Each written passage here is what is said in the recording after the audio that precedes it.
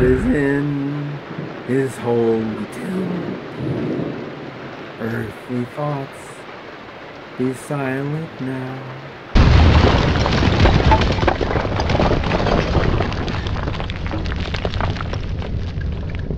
What happened to Vince? Vince is gone. I love getting around, love talking to people. Now I guess I'll just do the review with Kane? Because I am not dead. So has Kane left your body, Vince? Are you back to being Vince?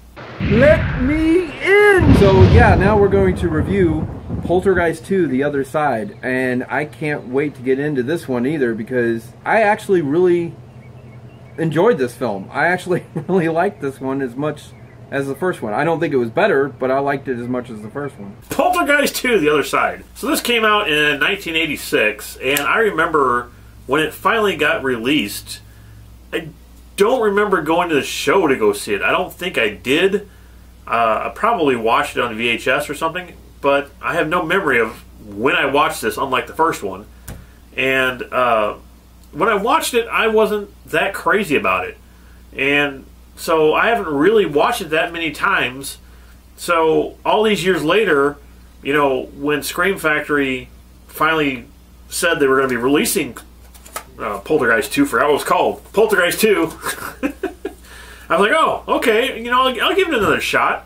So I did. And actually, I'm glad I did. It wasn't as bad as I remembered it being.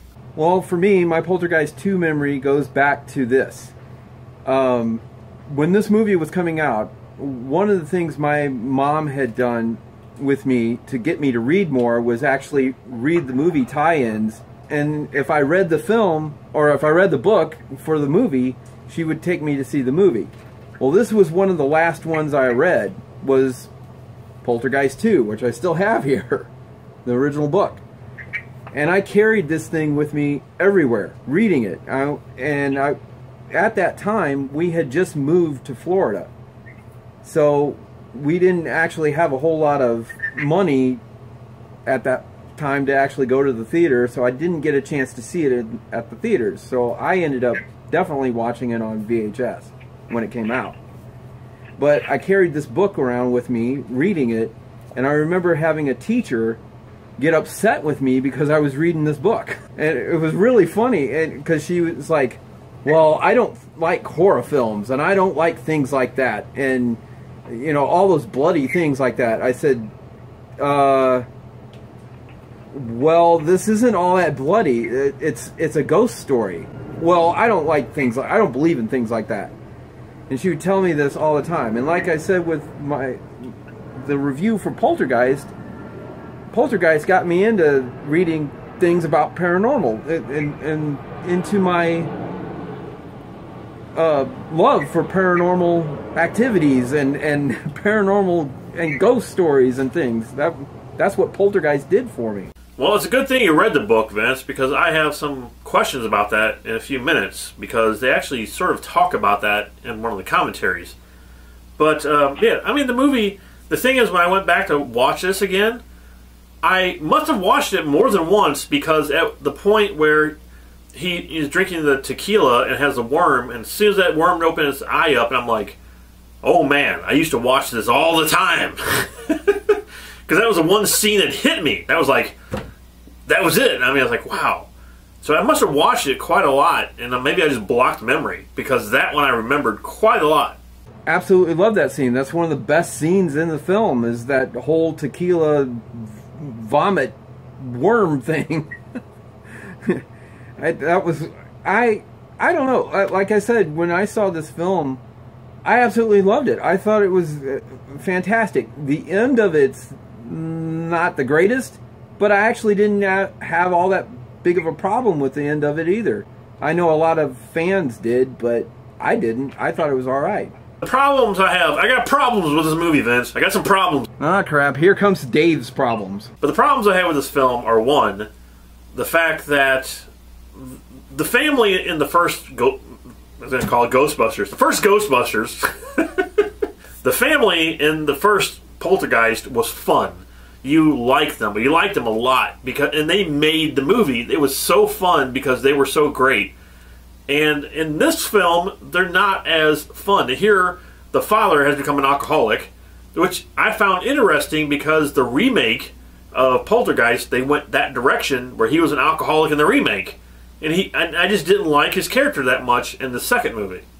Totally disagree. I think the story went right where it needed to go. But you mentioned that crappy remake, and the crappy remake, that's where they got the whole alcoholic thing from, was from Poltergeist 2. Yeah, I didn't realize that until I watched Poltergeist 2, and I was like, oh, well, why would they do that exactly? It didn't make any sense, but that's what I didn't like about Poltergeist 2, and I didn't like that about the remake. I think it just didn't make a good character. And the whole thing of him drinking, that's not... He actually... It's not a big deal. It's like, you know, he has a few drinks. And after going through what he went through, why wouldn't he? You know, why wouldn't he kind of start to drink? No, he didn't have a few drinks, Vince. He was wasted through the whole film, just about. In the remake... Every time they showed him, he was drinking. Almost every single time. They even went out to go to the restaurant, and he's sitting there drinking beer. I mean, there was no point in the movie that he wasn't drinking. They had to have it for him to drink tequila, to have that whole vomit worm thing. And the Indian guy bothered me the first time I saw the movie, but watching it the second time, he didn't bother me as much. That whole storyline didn't bother me that much. But I guess it really... I don't know, that whole thing I didn't like, but watching it now, that didn't bother me so much. And the Kane character... You're all gonna die! Again, seeing it originally, I didn't like him that much, but now, all these years later, he actually was kind of creepy in the movie, and I didn't really mind him that much now. Now that I kind of understood better, you know, watching the movie 3 times, what his role in the movie was. Alright, so let's get into the extras, because there's not a ton of extras here, but there are some extras, so let's jump into the extras. And I actually forgot my notes. I gotta grab my notes. Hold on. Hold on. 2,000 years later, 6.5 hours later, a few inches later, day 2, day 3, day 4, a few moments later.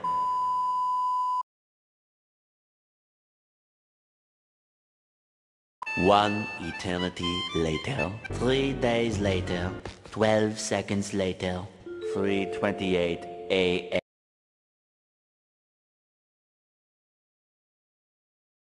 3 weeks later, many months later. So much later that the old narrator got tired of waiting and they had to hire a new one. So the first commentary here with the writer and the other dude that was talking to him, there's always another dude, because you can't just have a guy sit there and try to talk about the movie. You always have to have some other guy to prompt this guy to talk about the movie, which I always find kind of weird. Otherwise, it would have just been this guy, Michael Grace, sitting there talking about the film, and that guy really wasn't that talkative about this movie. And at least with the guy asking questions, he asked him questions that were, you know, that got him to finally talk. And, I mean, he did say some interesting things. He talked about the Indian, and the Indian was an actual shaman, which is kind of cool. Yeah, he was talking about Will Sampson, who plays Taylor in the film, and him being an actual shaman and everything. But it was like every time this guy would ask him a question, it was almost like he was pulling teeth trying to get this guy to actually talk about it. And usually his answer to everything was, well, everything was great. Everything was great. It was all great. Everything was great. You know, it was a great cast. It was a great crew. Special effects were great. Everything's great. Yeah, he kept talking all about the actors. He talked a lot about the actors and a lot about the producers and the special effects people and all this stuff. And, you know, he talked about that through most of the commentary. And then he get up to the point with the vomit creature. And I'm like, man, I really want to hear this. This is going to be really good stuff. Doesn't even really talk. He talks about something else through the entire thing and doesn't even say how it was done or anything. Yeah, and that's what I mean. It was like he didn't really... It was like the guy that was doing the questioning really had to dig to get him to answer anything. However, one of the things that the guy that was asking all the questions was, it seemed to me like he was doing kind of like a tabloid interview, because it was like he was trying to find out if there was like tension on the set, or like if there was people were fighting and or something. And apparently none of that happened because everything was great. Yeah, he kept talking all about the actors. He talked a lot about the actors and a lot about the producers and the special effects people and all this stuff. And, you know, he talked about that through most of the commentary. And then you get up to the point with the vomit creature. And I'm like, man, I really want to hear this. This is going to be really good stuff. Doesn't even really talk. He talks about something else through the entire thing and doesn't even say how it was done or anything. Yeah, and that's what I mean. It was like he didn't really... It was like the guy that was doing the questioning really had to dig to get him to answer anything. However, one of the things that the guy that was asking all the questions was, it seemed to me like he was doing kind of like a tabloid interview, because it was like he was trying to find out if there was like tension on the set, or like if there was people were fighting and or something. And apparently none of that happened because everything was great.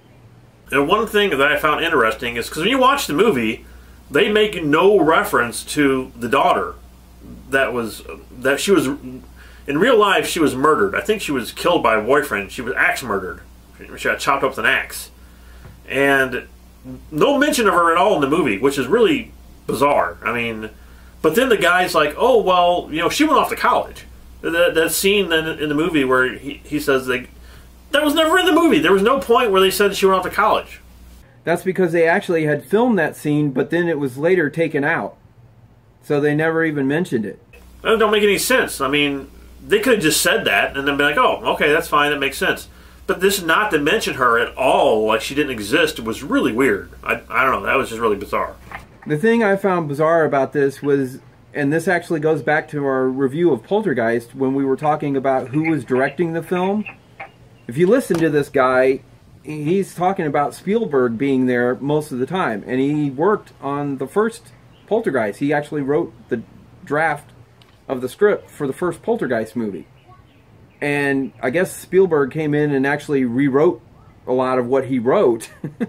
But he never actually... It was weird because this guy asks him about, you know, the cast and about Spielberg and about different things.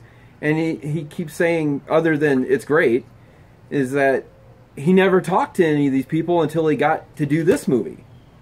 This, going back to our review for Carrie, this guy, to me, he seemed a little stuck up. I mean, I don't know the guy, but just listening to him, kind of like, I don't know, he acted like he was a little, you know, pompous. Like he was sort of like, oh, they came and offered me all these movies after the original Poltergeist, and I turned them all down because I'm too good to, you know, do nothing but horror movies and blah, blah, blah. And I'm thinking to myself, are all people in Hollywood like this? People come to me, I was like, absolutely, I'll write another horror movie for you. You know, just to have a job writing a movie blows my mind, and then these people are like, no, I don't want to do those movies. What I really found really funny was that they came to him and offered him Poltergeist 3, and he said, no, no, no, no, no. And he kept going on and on and on about the original ending to the movie. He hated the ending of the movie. He hated it. And he just on and on and on through the whole interview. And it's like, I don't know what the original ending was. I still don't know what it was. I was going to say that too, because he mentions, like early into the commentary, he mentions something about that it was supposed to end sort of like What Dreams May Come with Robin Williams. And I've never seen that movie, but so I don't know the ending of it. But yeah, the rest of the audio commentary, he keeps saying that how much he hates the ending of this film. And like I said earlier, I thought it was okay, but I didn't think it was all that bad. But he makes it out like it was so terrible, and he didn't want to. It's not the way he wrote it, and it's not what he wanted. So the second commentary we have here is with the webmaster of Poltergeist 3 fan site. And this was actually pretty cool. I actually liked this commentary a lot because it actually gave a fan's perspective of the movie, as well as he talked about things that the other guys didn't talk about at all. Exactly, and that's one of the things I wanted to ask you, because he mentions right in the beginning of the commentary that in the book version of Poltergeist, that the Indian guy Taylor, he was supposed to be a reincarnation of one of the people that Kane had killed, and he basically comes back to life to go after Kane. And I thought, wow, that's awesome. Why was that not in the movie? Yeah, I was going to say that. That's one thing, that's one reason I mentioned the book, is because, yeah, all the way through the book, they're talking about that in there, and how Taylor and Kane are connected, and they actually keep reincarnating in different forms. And the only place in this movie that even comes up is when Kane is there at the front door. So that's what he calls himself now. And the one thing that really blew my mind, I'm not going to spoil it for anyone who wants to watch the commentary, but Tobe Hooper actually came up with an idea for the sequel that wasn't this movie, and the idea that he came up with, I mean, it sounds amazing. It sounds incredible. That's the movie that somebody needs to make. Come on. It's an incredible idea for a sequel. It probably would have been a good thing for Poltergeist 3 if he still wanted to make it. So the next extra is Robbie's Return. And this is an interview with Oliver Robbins, who played Robbie, go figure, in Poltergeist 1 and 2. And this is a Scream Factory interview. And this is also something I was actually looking forward to and watching on this Blu-ray, because I wanted to see not only what he looked like now, but I also wanted to find out about Heather O'Rourke and the rest of the cast, and he talks about all of that, and it's actually a really cool interview. And what's the next extra, Vince? The Spirit World. And this is all about Steve Johnson, Richard Englund, and Screaming Mad George, the special effects team that did all the special effects for this movie. Finally, we get to find out how they did the freaking vomit monster. You know, through 2 commentaries, nobody said anything, and here is they reveal how they did that finally. Exactly. And what was really cool is they gave it all to Screaming Mad George to do. And the thing I know about Screaming Mad George, the whole reason I even know about Screaming Mad George, and Steve Johnson, as a matter of fact, is because those two actually ended up working on Nightmare on Elm Street 4. And they did a whole making of for Nightmare 4, and I remember those two people from that behind the scenes, and they were incredible on there, and in here, they're just as incredible. The one thing I found interesting here, which I never knew as a kid watching the film, and I didn't know it until I watched this movie, was that Giger actually did the effects. They went to H.R. Giger and said, hey, can you do the effects for Poltergeist 2? Watching the movie, I would have never guessed it either. I know. I was thinking the same thing. I've never heard of H.R. Giger other than Alien or Species or, you know, those films. I never knew he had anything to do with Poltergeist 2. So that was really cool to find that out in this Blu-ray set. And the thing, too, is they show these pictures that Giger did of the beast, the end monster. And it's incredible looking, Vince. I mean, with all the tentacles going around his face, and it's just so amazing. And then you get this. I mean, it looks nothing like his drawing. It doesn't even remotely look like his drawing. So next we have Ghost of Giger. And this is pretty much the whole thing about H.R. Giger being involved in this film. And the one thing that he actually wasn't happy with was the way it finally ended up on film. So next we have an old thing that they stuck on here, and it's called They're Back. And this is basically a making of from original from 1985. It's all original footage and everything that they did for this making of. And it's short, it's not that long, but it actually was kind of cool because you saw some of the behind the scenes stuff and them on set, and there wasn't really a narrator to it. You just kind of watched it. And then after that, we have yet another old thing called Ghostmakers. And again, this is like a longer, extended version of something that got clipped out of the original, that first making of. And then finally, we have basically the theatrical trailer, the TV spots, and the still galleries. Well, I'm going to say this about the theatrical trailer. I never ever got to see it. I never ever watched it. I never got to see it. So to actually see it for the first time here actually was pretty cool. One thing we forgot to mention here is there is the script to Poltergeist 2 on here as well. So you can actually read the entire script of Poltergeist 2, which is pretty cool. So overall, the disc itself, I didn't have a problem with the picture quality. I thought the picture quality was really good. The sound was pretty good. Overall, I didn't have any problem with that. I just kind of thought that the extras were a little lacking on this. They weren't up to par with some of the stuff like The Thing and The Fog and Day of the Dead and Phantasm 2. And all that stuff. I don't think this was on par to any of those, actually. So overall, I would give Poltergeist 2 a 4 out of 5. I liked it a lot more than Dave did. I actually enjoyed this Blu-ray a lot more than Dave did, because I have never seen any behind the scenes of Poltergeist 2. I've never known anything about Poltergeist 2, which is surprising. You know, I've never heard of half these people other than the makeup guys or the special effects guys. And I never knew that H.R. Giger was actually involved in any of this.